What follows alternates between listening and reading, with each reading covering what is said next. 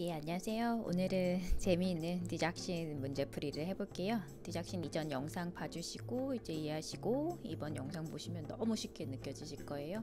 그러면 이제 시작을 할게요. 예, 저희가 이제 디작신을 크게 두 가지 임상 컨디션에서 쓴다고 했어요. 처음에는 이제 heart failure 환자, 그리고 두 번째는 AFib or A-flutter. 그래서 우리가 저번 시간에 AFib RVR 환자 케이스를 이제 맛배기로 봤어요. 그래서 오늘은 이제 신부전 환자 케이스를 보고 요걸 본 다음에 이제 문제를 들어가 볼게요. 이제 요거는 뭐 제가 만든 케이스예요. Miss B is a 74-year-old female present cardiology clinic for follow-up. Patient reports 2 to 3 days history of nausea, loss of appetite, and general weakness. 예, 74세의 할머니 환자분이세요. 그래서 심혈관계 내과 이제 팔로 모셨고요. 3일 정도 이제 좀 속이 메스껍다. 그리고 그 식욕이 좀 없다. 그리고 좀 weakness하다, 좀 약하게 느껴지신다라고 이제 호소를 하시네요. Vital signs are blood pressure of 115/75 and heart rate was a 46 and respiratory rate is 16 and temperature of 98.6 Fahrenheit. 예, blood pressure 보니까 우리가 정상이 조금 아닌 게 하나 있죠. 어떤 게 있죠? heart rate가 46예요. 그래서 지금 bradycardia, 그래서 섬액을 이제 확인이 됐습니다. 그리고 there was no orthostatic blood pressure. 그래서 우리가 이제 그 orthostatic blood pressure, 이거 뭐라고 그러죠? 기립성 저혈압이라고 하죠. 기립성 혈압은 이제 없었고요. EKG를 그래서 바로 확인했더니 second degree AV block 리듬이 있었대요. 여기서 이제 조금 우리가 뭐가 잘못됐다는 거 알 거예요. 그러면 이제 클리닉에서 이제 피 검사 들어가고 그러겠죠. 그래서 우리가 환자 차트를 봤더니 지금 드시고 계시는 게 오메프라졸 드시고 리시노프릴, 디작신, 심바스타틴, 알렌드로네이드, 피록세마이드 이렇게 약을 드시고 계세요. 이 약들은요 많이 드시는 약들이니까요 일단 좀 익숙해지시도록 할게요. 이 약들은 좀 알고 계셔야 돼요. 오메프라졸 같은 경우에는 프로톤 펌프 이니비터예요. PPI 계열 위산 억제제입니다. 이거는 미국 같은 경우에는 이제 약국에서 그냥 바로 사실 수가 있는 약이에요. 처방도 받으시고요. 예. 이거 리즈너프릴은 이제 고혈압 약물 때 리뷰를 했어요. ACE 이니비터입니다. Angiotensin Converting Enzyme Inhibitor였고요.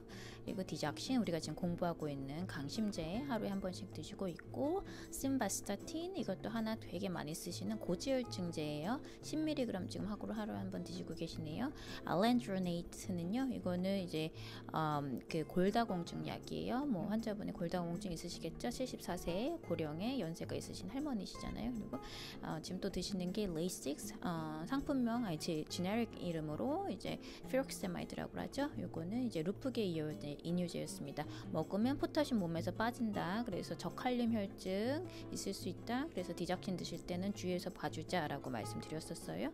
그래서 이제 보시면 아시겠죠? Which medication would cause these symptoms? 예, 뭐 답은 당연히 디작신이고요.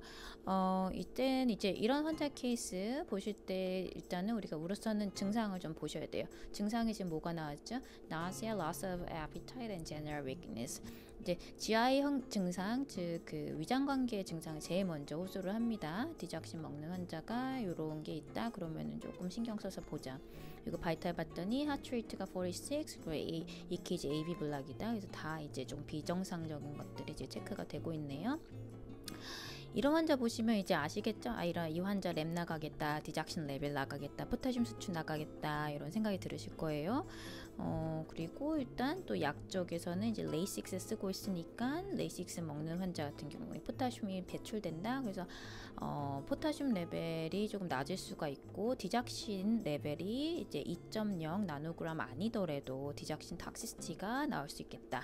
요거까지 이제 조금 임상에서는 이런 생각을 좀 해주시면 좋을 것 같아요. 이제 케이스를 직접 접하시거나 아니면 이런 케이스 프레젠테이션을 보시면요 문제 풀으실 때 되게 쉬워요. 그러니까 이런 재미난 케이스들 제가 계속 이제 좀 업데이트 해드릴 테니까요 같이 이렇게 풀어볼게요. 그러면 이제 NCLEX 문제 들어가겠습니다. Practice question 1입니다. You are taking care of a 65-year-old male who is newly started to take digoxin. Which of the findings you need to hold a dose of digoxin입니다.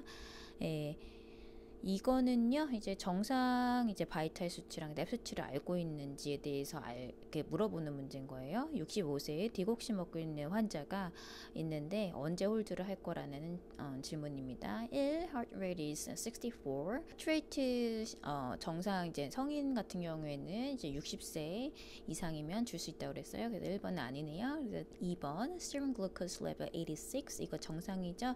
이제 80 이상이면 정상이에요. 그래서 이것도 아니고 potassium level of 2.9 이거는 하이포칼리미아입니다. 이게 정답이겠네요.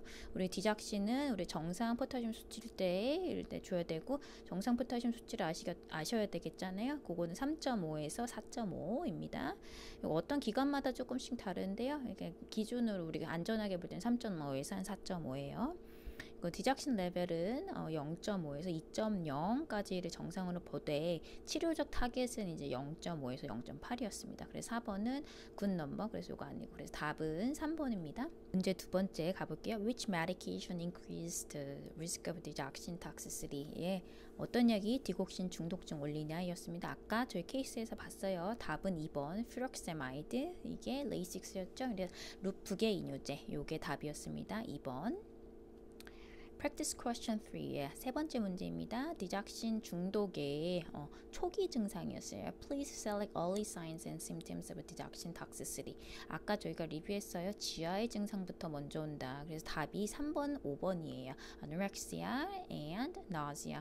요게 답이에요. 그 다음에 나올 수 있는 게 신경계 증상이에요. 뭐 blurry vision, headache, 뭐 weakness 등등등. 그리고 나중에 우리가 정말로 큰 파탈한 아리트미아는 굉장히 뭐 좀 진행이 됐을 때 이런 게 나올 수 있고요. 그래서 처음 증상으로 우리가 볼 수 있는 거는 anorexia and nausea. 그래서 3번, 5번이 답입니다. 예, 다음 문제, 네 번째 문제입니다. 좀 재밌는 케이스예요. A 57-year-old male with heart failure on multiple cardiac medications, including digoxin, is brought by EMS to emergency department with intentional overdose. It is reported that the patient was committed to suicide by taking multiple cardiac medications. He was found having a digoxin level of 10 nanogram per milliliter and a serum potassium level of 5.7. You are expecting that the patient will be treated with 일단은 답은요. Digoxin specific antibiotic fragment, 즉 디곡신 해독제입니다. 4번이에요. 지금 케이스가 어떤 거냐면요. 우리가 57세에 신부전이 있는 환자예요. 이 사람 먼저 이제 다른 카리악 메디케이션 많이 먹고 있었고 이 중에 이제 디곡신도 있었는데요. 우리 그 응급구조대에 의해서 우리가 응급실로 이 사람이 왔대요. 뭘로 왔냐? Intentional overdose. 이거는 자기가 의도적으로 중독을 만든 거예요. 그래서 죽으려고.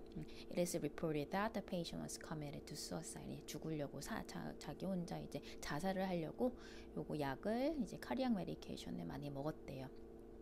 이걸 봤더니 디작신 레벨이 10 나노그램이었고요. 포타슘 레벨이 5.7이었다고 합니다. 이럴 때 우리가 디작신 해독제를 줘야겠죠. 그래서 이 디작신 해독제가 있어요. 그래서 요 네임이요. 이름이 디작신 스페시픽 엔티바디 프래그먼트입니다. 그래서 요게 있다는 걸 좀 아시면 좋을 것 같아요. 이거를 매번 쓰진 않거든요. 이게 임상 증상과 그리고 디작신 레벨 요거에 따라서 그리고 만약에 정말 카리악 파탈 아리트미아가 있다. 그리고 뭐 포타슘 레벨 불안정하다.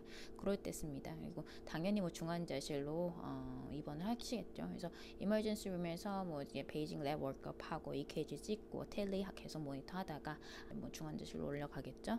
이제 임상에서 디고신 급성 중독 케이스를 보실 수 있는 케이스는요. 이제 환자가 스스로 자살하려고 약물을 의도적으로 과용량 투여하거나 이 케이스처럼요. 아니면 타인이 이제 죽이려는 의도로 이제 호모사이드 한다고 하는데 죽이려는 의도가 있어서 그럴 경우 두 가지로 경우로 보실 거예요. 이제 요즘에는 임상 진단 기술이 많이 발전을 하고 디적신의 위험성을 이제 모든 의료인들이 다 알고 있거든요. 그렇기 때문에 디적신 먹는 사람들 이제 신경 써서 모니터를 합니다. 포타슘도 계속 보고 디적신 레벨도 이제 때때마다 보고 해서 그래서 임상에서 사실 현실적으로 중독 현상을 보시기에는 힘들어요. 그래서 이제 제가 이런 아마 이 오버도스 케이스를 보시게 될 거예요. 임상이 있으시면요 이제 이 오버도즈 케이스 되게 재밌어요. 저는 개인적으로도 이제 오버도즈 케이스를 굉장히 좋아해요. 이제 미국에는 아무래도 이렇게 다양한 약물들을 그냥 마트에서 쉽게 사실 수 있고요. 그래서 이제 약에 대한 접근성이 굉장히 높습니다. 그리고 이제 다양한 이제 막 비합법적인 약들, 뭐 예를 들어서 뭐 코카인, 뭐 코케인, 뭐 헤로인, 크랙코케인, 뭐 PCP, 뭐 몰리, 뭐 별별 게 다 있어요. 그래서 다 믹스돼서 있는 약들, 뭐 요새는 뭐 우리 한국에서도 뭐 이래저래 약말들이 많은데 미국은 정말 약의 천국입니다. 그래서 쉽게 접할 수가 있고, 그래서 별 신기한 케이스가 있어요. 그래서 뭐 특히나 아큐 케어 세팅에서 뭐 이머전시 룸이나 뭐 ICU 가시게 되면은 이런 재미난 케이스 많이 보시게 됩니다. 제 기회가 되면은 뭐 나중에 이제 미국의 약물 관련 재밌었던 이런 오버도즈 케이스도 좀 쉐어하고 그럴게요. 어쨌건 이제 요 케이스를 통해서 우리 선생님들은 아셔야 되는 거, 디작신 해독제가 있다. 그 네임이 디작신 스페시픽 엔티바디 프래그먼트다. 요거 아시면 되겠어요. 디작신 오버도즈 관련돼서 재미난 논문이 하나 있더라고요. 요거 되게 오래된 논문인데요. 1973년 된 오래된 논문이에요. 이 논문에 따르면은요, 91명의 디작신 오버도즈, 즉 과다 복용을 한 케이스를 분석한 결과에 이제 첫 포타슘 레벨이 이니셜 포타슘 레벨이에요. 이게 5.5 이상이면 결과적으로 이제 환자가 다 죽었대요. 그리고 첫 포타슘 레벨이 5.0 이하였으면 다 살았고, 그래서 포타슘 수치가 얼마나 중요한지에 대한 이제 그런 논문이죠. 이제 심혈관계 쪽에서 일하시는 분들 잘 아시겠지만 이제 우리 몸에 전해질 수치, 예를 들어서 뭐 소듐, 이제 나트륨, 이제 포타슘, 칼슘, 마그네슘 이런 게 다 이제 심장의 운동과 밀접하게 연결 되어 있습니다. 포타슘 레벨 같은 경우에는 이게 너무 높으면 심근세포의 레스팅 포텐셜을 변화시켜서 이제 결과적으로 나트륨 채널이 비활성화되거든요. 그러면서 이제 좀 이제 결론적으로 이제 카리어 레스트가 올 수 있다. 그래서 어쨌거나 제가 이 논문이 중요하다고 생각한 거는 이제 디작신을 드시는 분들이 포타슘이 너무 낮아도 안 되고 이건 너무 높아도 안 된다. 이거를 좀 아시면 될 것 같아요. 네, 5번째 문제입니다. Which patient's statement demonstrate that they understand how to properly take digoxin? Select all that apply. 환자가 디곡신 투약을 잘 이해한 걸 다 골라라 였습니다. 맞는 말 고르는 문제예요. 그래서 1번은 I will immediately report any vision changes if I may experience. 그래서 시야 좀 이상하면 보고하겠다. 똑똑한 환자분이시네요. 정답. Number 2, I will measure my pulse rate before I take. 약 먹기 전에 심박동수 확인하겠다. 정답. 3번 이제 I will not take this medication if my heart rate is less than 70. 그래서 우리가 틀렸어요. 성인은 60회, 소아는 70회, 영아 이제 0에서 12개월 사이에 있는 영아는 이제 90회였습니다. 그래서 3번 아니다. 4번 I will limit foods that high in potassium. 그래서 여기서는 이제 포타슘이 하이인 포타슘이 많이 포함된 음식은 제가 제한을 하겠다라는 얘기였는데요. 특별히 이제 디작신 먹는 환자분들한테 포타슘을 제한할 필요는 없고요. 일반적으로 포타슘 하이 푸드를 이제 인커리지 합니다. 그래서 포타슘 많이 있는 뭐 바나나, 뭐 오렌지 주스를 먹도록 섭취를 장려를 하고요. 뭐 환자마다 달라요. 근데 이제 일반적으로는 포타슘 하이 리치 푸드를 이제 인커리지 한다. 그래서 4번은 아닙니다. 그래서 옳은 거였으니까 1번, 2번이 답입니다. 네, 이제 문제는 다 풀어봤어요. 이제 재미삼아서 우리가 오늘 디작신 마지막 시간이니까 재미삼아서 동영상 하나 소개시켜 드릴게요. 계속 공부만 하면 지쳐요. 이런 것도 좀 보시고 영어에 눈을 뜨셔야죠. 그래서 이건 유튜브에 올라와 있는 영상입니다. 프리입니다. 한번 보세요. 재밌어요. 이게 실제 미국의 연쇄살인범 인터뷰한 영상입니다. 이름이 찰스 컬렌인데요. 뉴저지에 있는 실제 간호사였습니다. 이 친구가 중환자실 간호사인데요.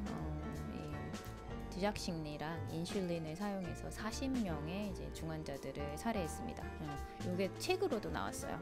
그래서 재미삼아 보시고 중요 포인트는 이제 디작신 과량 투여하면 이제 환자가 이제 fatal arrhythmia 이제 사망으로 가는 이제 부정맥이 나온다. 이 사람이 이제 디작신 사용해서 사람을 죽였다입니다. 그렇게 이제 실제로 케이스가 가능하다는 거죠. 심심하시면 보시고 이런 거 싫어하시면 보시지 마세요. 그냥 재미로 한번 보시라고 그냥 소개해드립니다. 이런 케이스도 있다. 네, 오늘 여기까지 저희 제작진 리뷰 열심히 했습니다. 잘 따라와 주셔서 감사하고요. 궁금하신 사항이나 함께 공부하고 싶으신 토픽 뭐 있으면 코멘트 해주시고 뭐 이메일 보내주시기도 하고요. 네, 수고하셨습니다. 물러갑니다.